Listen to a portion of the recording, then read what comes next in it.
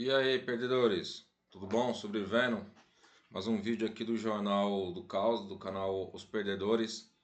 Hoje nós vamos falar aí sobre o IOF, né, os próximos passos do Haddad. E assista ao final logo após a nossa abertura. E não esqueça de deixar seu like, se inscrever no canal, né, ativar o sininho para os próximos vídeos.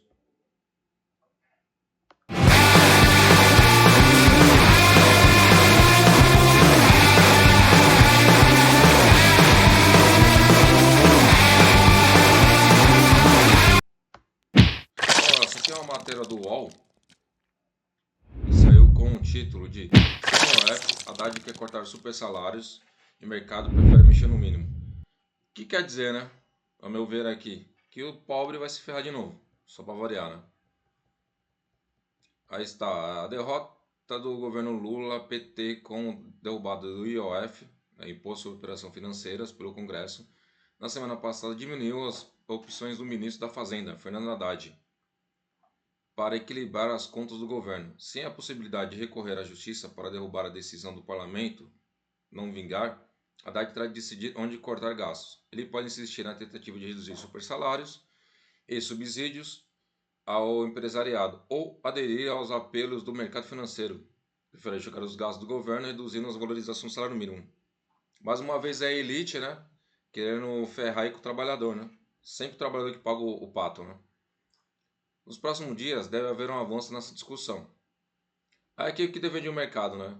Qual a justificativa dele para ferrar mais ainda o trabalhador no Brasil, né? É lógico, né? Primeiro aqui, ó, salário mínimo, sem aumento real. Desde 2023, o salário mínimo é corrigido pela soma da inflação de 12 meses terminados em novembro, mais o percentual do acréscimo do PIB de 2 anos anteriores, desde que esse aumento não passe de 2,5% acima da inflação. No governo Bolsonaro isso não aconteceu, né? Com o novo governo, com o governo Lula, que ele voltou a ter esse reajuste, né? Que é o correto e já é pouco, né? Em abril, o ex-presidente do Banco Central, Arminio Fraga, grande do fila da... melhor não falar, né? Defendeu manter o salário mínimo em 1.518, sem aumento real por 6 anos. Filha da puta. Uma boa reforma. Já seria congelar o salário mínimo em termos reais. 6 anos congelados já ajudaria, disse ele em palestra em Cambridge, nos Estados Unidos. Foi um desgraçado, como é que não sai de lá, mano? Aí, 2. Desvincular do salário mínimo o reajuste de benefícios sociais. Atualmente, o reajuste anual dos benefícios sociais e previdenciários, como aposentadorias, pensões do INSS e seguros de desemprego, estão vinculados ao aumento do mínimo, o que significa que o reajuste dele eleva essas despesas na mesma proporção, no efeito cascata. A proposta é limitar o aumento desses valores apenas à reposição da inflação.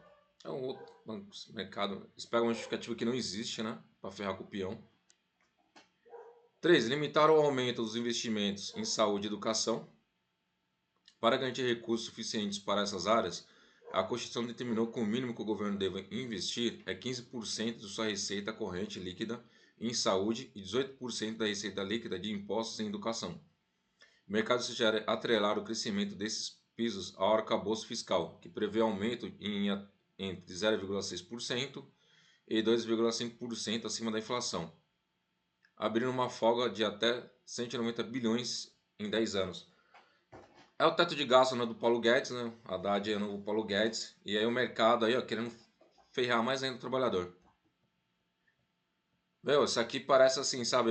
Quando o trabalhador com a corda no pescoço, aí tá do outro lado lá o patrão puxando mais ainda para enforcar ele. Ou ele tá com aquele pezinho para empurrar o banco para enforcar de vez o trabalhador, é isso. Agora, lógico, né? Eu tinha visto hoje de manhã no Fórum Brasil, né? Que eles tinha essa intenção aqui de mexer na reforma, fazer uma nova reforma da Previdência, né? Que 6 anos após a última reforma, a necessidade de uma nova reforma nas regras volta a ser defendida. As discussões consideram o envelhecimento acelerado do brasileiro, cuja expectativa de vida chegou a 76,8 anos em 2025. Com a população envelhecendo, o trabalhador precisará contribuir ao INSS por mais tempo. Logo vai haver uma próxima reforma, prevê Wagner Balera, ex-procurador do INSS. Nós estamos em um verdadeiro beco sem saída, porque não vai haver dinheiro para sustentar o sistema. Mas que bagulho louco, né? O governo Lula tava falando que que o país estava crescendo aí 2%, que não sei o quê. Como que não vai ter dinheiro da onde? Nunca vi falar disso. Mais uma vez, ó. Querendo que o trabalhador morra de tanto trabalhar. Reforma administrativa, além de uma reforma que desburocratize o serviço público, a proposta mais difícil de passar é a estruturação dos cargos de funcionalismo. A ideia é reduzir salários iniciais, tomar mais lenta a progressão profissional e facilitar a demissão. A regra valeria só para quem ingressasse no serviço público depois da reforma. A estrutura atual do funcionalismo público, que não adota critérios de desempenho ao longo da carreira, contribui para a má qualidade dos serviços e para o aprofundamento da desigualdade social. Claro, não sei de tirar essas ideias. Hein? Engraçado, né? Para os deputados ninguém foi contra, né? De aumentar o salário deles, de aumentar a quantidade de deputados lá na Câmara, né? Enfim. Afirmou no começo do mês Antônio Lazana, presidente do Conselho Superior de Economia, Sociologia e Política da Frecomércio SP, em reunião da Frente Parlamentar do Livre Mercado. É um bando de neoliberal filha da puta aí que quer ferrar mais ainda com o trabalhador, né? Quer mexer agora até com o funcionário público. Aí o que defende o governo? Vamos lá ver aí com o nosso Paulo Guedes aí do governo Lula tá dizendo. Reduzir supersalários. Antes de aumentar o IOF, Haddad sugeriu ao Congresso que limitasse as verbas indenizatórias recebidas por alguns servidores, como juízes e promotores.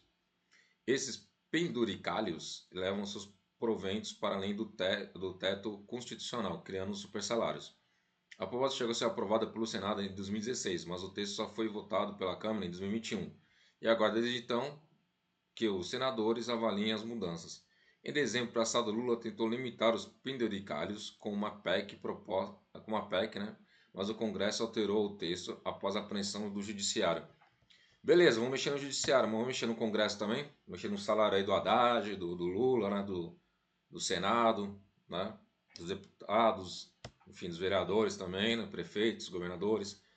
Tirar esse penduricalho deles também, o que vocês acham? Seria bem interessante também, né? Aí, Haddad. Boa proposta essa também. 2. Menos repasses para a educação básica. Lógico, Haddad. Haddad tem uma raiva de educação, mano, é incrível. Ele quer ver todo mundo burro. O governo também quer reduzir os investimentos no Fundeb, criado para garantir a universalização da educação básica. O fundo é abastecido com impostos estaduais e municipais, mas recebe um complemento federal, que só este ano é de 56,5 bilhões, que é pouco ainda, né? A propósito do reduzir o percentual da União, a fatia federal equivalia a 10% dos repasses de estados e municípios em 2020. Mas o Congresso aprovou uma lei que aumenta essa proporção anualmente, atingindo 21% em 2025. A ideia é reduzir essa proporção ou pelo menos impedir novos aumentos, um acréscimo que pode chegar a 6 bilhões em 2026. Pô, todo o país, quando ele quer crescer, ele investe primeiro na educação. Né? Não primeiro na educação, no caso, mas ele investe na educação. Para ele crescer, né? Você está num país, vai competir tá, com outros países. No Brasil, eles querem fazer diferente.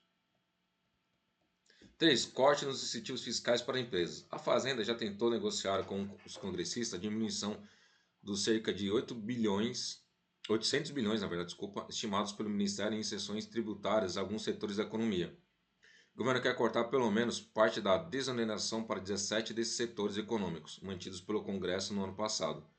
Iniciado em 2012, o benefício troca a contribuição previdenciária por um percentual do faturamento, gerando até o ano passado uma isenção fiscal estimativa de 9,4 bilhões por ano. Se for fazer as empresas, tirar isso das empresas é uma ótima ideia, né? Fazer que eles paguem tributos, né? 4. Novo sistema de aposentadoria militar.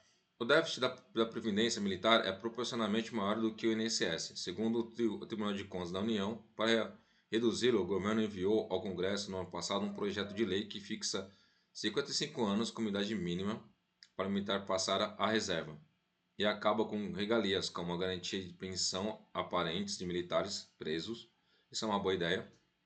E vai acabar com toda a pensão para qualquer parente, né? Porque se eu morrer, né? Enfim, meu filho não vai dar minha pensão, né? Que vai ser uma bosta, né? Se eu me aposentar também.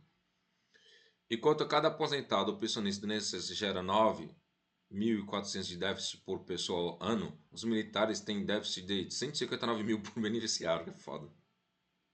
O texto continua esperando a análise da Câmara. Pô, que filho da puta, mano. Eles querem tirar do trabalhador, do mais pobre, não quer tirar dos militares que saiu pra nada. Nem dos mais ricos, aí, nem da Câmara, nem de lugar nenhum, né? Filhos da puta. Aí aqui, o mercado aliviado, né? A derrubada do IOF foi elogiada pelo mercado. Acho que foi. O mercado fica aliviado em relação à rentabilidade e custos de suas operações com a derrubada do decreto. Mas fica em aberto como será resolvido o saldo de aproximadamente 10 bilhões nesse ano, diz Marisa Rosonoli, eu acho que é assim que se fala, conselheira do Corecon, Conselho Regional de Economia de São Paulo. Os filha da puta, assim, esse mercado. Ela prevê medidas de curto e longo prazo. A curto prazo, espera-se novos cortes e congelamento de gastos, e no longo prazo, a possibilidade de que realmente ocorram mudanças estruturais para equilibrar as contas públicas, diz. Traduzindo, ferrar o pobre mais ainda, né? Relatório do Banco Mundial sugere a redução de salários de entrada nas carreiras públicas, retirada do salário mínimo como piso de benefícios sociais, aumento da contribuição para a Previdência Social das Forças Armadas e desvinculação das receitas para a saúde e educação da arrecadação tributária. O Congresso não está disposto a cortar gastos, diz o professor. Lógico que não. Parece que o Legislativo quer continuar tendo acesso às suas emendas, mas impõe ao governo a responsabilidade de não aumentar impostos e ainda cortar gastos, diz Fábio Andrade, professor de Relações Internacionais da ESPM. Cientista político e pós-graduado em Economia e Administração, esse mesmo Congresso aprovou o aumento de deputados, o que vai implicar em elevação de gastos. Exatamente. E diz que o mercado erra ao tentar diminuir demais o papel do Estado na economia. O Estado tem um papel importante, sobretudo nas crises, mas parece que o mercado não aprendeu nada com a crise imobiliária de 2008 e com a Covid-19. Aprendeu sim, eles aprenderam que eles podem ficar mais ricos com várias crises, né?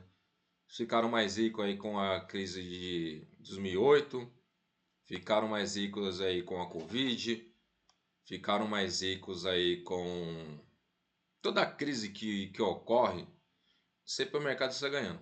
Os bancos vão ficar mais ricos, a Faria Lima que vai ficar mais rica, todos eles vão ficar mais ricos. E o pobre cada vez mais ferrado. Eles querem que o pobre volte a pegar a lixo do caminhão de lixo, como foi no governo Bolsonaro na época do Covid. Né? Eles querem ferrar com o trabalhador, mais uma vez. É a famosa luta de classes, né? E tem gente que fala que não existe ainda. E tem pobre ainda que quer defender esses caras ainda. É inacreditável. O nosso Paulo Guedes aí do PT quer ferrar com nós, para variar, né?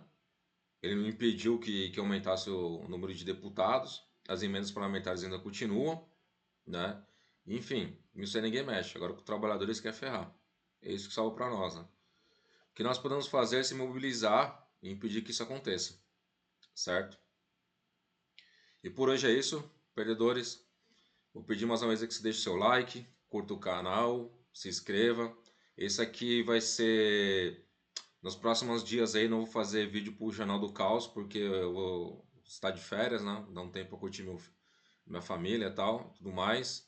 E eu vou gravar deixar uns vídeos gravados aí sobre a Palestina, né? Vou voltar a gravar um podcast contando a história do sionismo, o outro episódio falando sobre os seus principais personagens, autores dentro do sionismo, a diferença do sionismo com o judaísmo, né? Estado de Israel. Vou gravar alguns outros vídeos sobre o assunto também, deixar gravado, tá bom? E é isso aí, pessoal. Até a próxima. Cuide-se e desligue as telinhas e vá ler um livro.